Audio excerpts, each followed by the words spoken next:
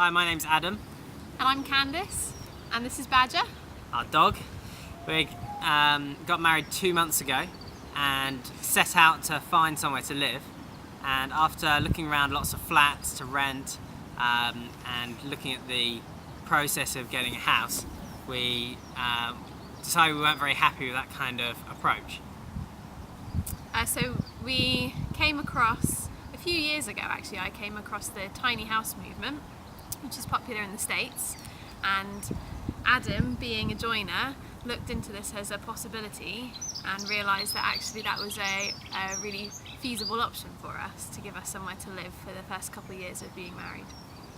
Tiny houses always seemed a bit like a pipe dream or something that would be nice to do, but not really maybe worth it. But when I looked into the numbers, it was cheaper to build a tiny house from scratch than to rent for 2 years.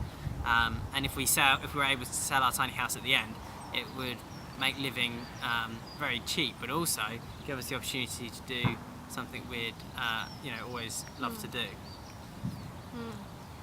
And we really like the idea of having a lifestyle where we're able to have more time and less financial commitments to paying a mortgage or keeping up a property.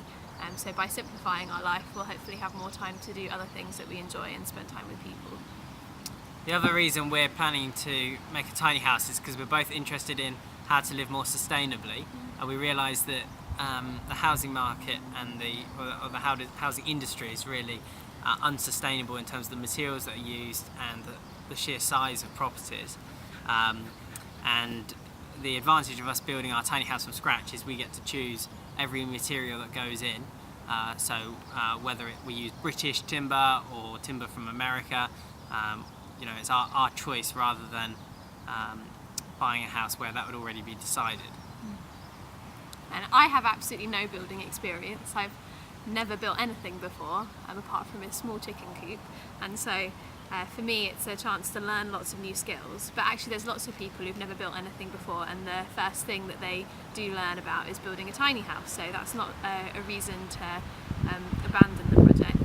But luckily me, Adam has got lots of experience in building things, and so we're up today on the farm. We live in Hampshire, and Adam has a workshop on a farm nearby, so we've got the resources there and his skills to get us going building our tiny house.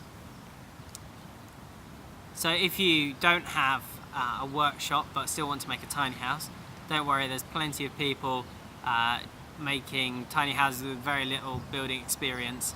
I think all you really need is a desire to learn and interest in what you're doing, I suppose. This is our trailer. It's 23 feet long, and we bought it second hand at a really good price, which we're really pleased with. Over the next few months we'll see the house being built, and we'll show you bit by bit how it's done. We're keeping the trailer in a barn, which it's a real privilege to be able to use to keep it dry. But we know of lots of people who have built them out in the field, so it is possible.